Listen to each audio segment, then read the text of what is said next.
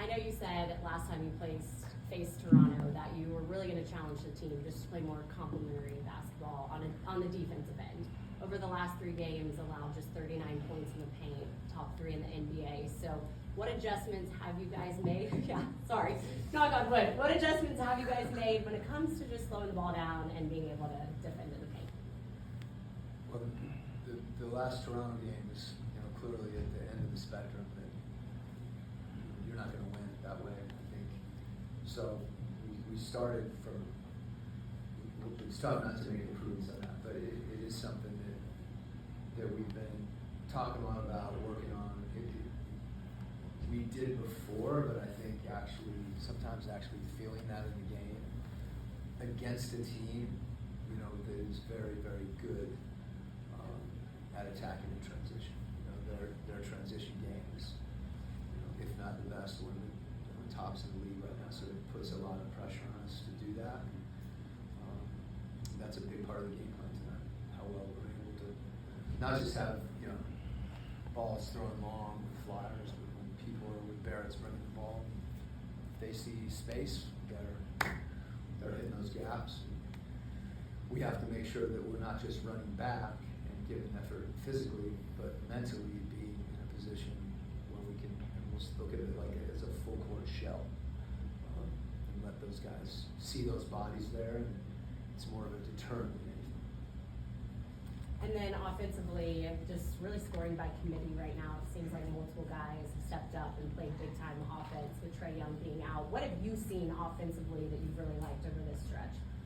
Yeah, I think there's a lot of situations where guys are in a little bit unfamiliar ground because Trae dictates style so much because of his ability. So when he's not making a play in pick and roll, that means someone else needs to have the ball in pick and roll. And it may not be pick and roll. It may be a get action, passing, playing more through our bigs. So it's an identity offensively that can coexist with what Trae does as well. It's just, I think it's different guys playing to their strengths. But it takes some time, to figure that out. When I see Jalen Johnson in the corner, it's a good idea to maybe dribble out and pitch it to him and let him be a playmaker. So that connectedness between the group, and I think it comes down to 2 things. We have to be spaced to recognize those situations and to connect, and we have to play with the pass. We have to move the ball and make quick decisions and attack, so that we don't get in isolation situations, which I don't think that's our strength with our group right now. There's nothing wrong with that. Sometimes we say that and it feels like it's less than, and it's really not. It's just maximizing the team. Some of it's probably what you alluded to just now, but playing without Luke tonight too. What kind of challenges does that present, being down Trae already now with Luke? Yeah, because Luke shoots the ball so well, you can kind of forget his playmaking skills. He's a guy that is really good at pick and roll, and he's good at making plays. Sometimes I want him to shoot, and he's getting in the lane, and then something good happens. So again, another guy where we collectively need to make plays together, whether that's a cut and a pass or someone playing pick and roll, but not against a loaded defense, doing it in transition. There's a lot of nuances with a new group that's trying to kind of expand, morph an identity offensively where we can be successful.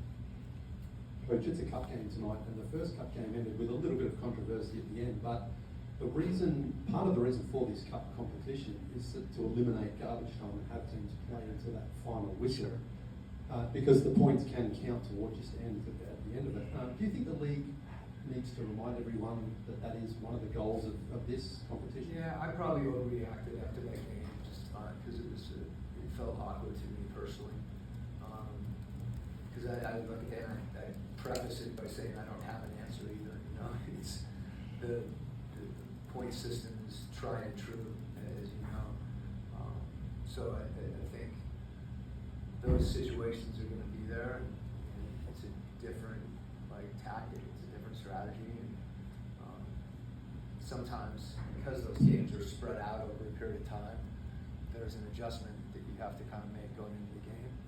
And we explain that to our players, and reminding ourselves that this is just part of the cup competition.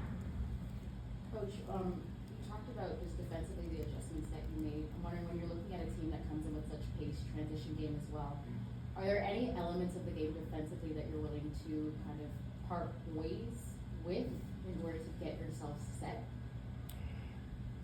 You know, the most obvious one would be, getting back versus the opportunity to get an offensive rebound. I think you can delineate those situations. The biggest challenge with that is when someone goes to the basket and shoots a layup and you have somebody that's spaced, are they able to recognize that they're not going to get that pass and not stand in the corner, because they were open, but to really sprint back, and it's more of a reaction mentally, I think, than it is anything tactically. But where we're at defensively, I think the big part of when I talked earlier in the year about kind of our progress and being urgent but also patient, we're just working on our habits all the time. And the hope is that over time that becomes foundational. It's much easier to adjust to a game when you have kind of a normal foundational defense. In this case, transition defense is supposed to be foundational. It just gets put to a test when you have a team that runs like they do. Hey, Coach. Yeah. Yeah, I just, last game I feel like we saw you guys go to KP in the post a bit more, and I was just kind of curious if you Last Toronto game or just last? just the last game. Yeah. And I feel like, I just wanted to ask if you guys think that that's going to be kind of the focal point of the offense moving forward, or do you think that was just kind of No, that's very conscious. We've got a guy that's capable of not just scoring that, but getting fouled. And I think sometimes because Kristaps has such range shooting the ball, we want to make sure that we're taking advantage of those opportunities, particularly as there's times when the game just slows down and it lends itself to that. We don't want to necessarily try to run and then pull it out, because you get up against the shot clock anyway. But he's the guy on our team that, when he has the ball in certain spots on the floor, that's able to generate a good shot, especially if he has a mismatch. But so that's something obviously that we want to do. Okay. Thanks, Quin.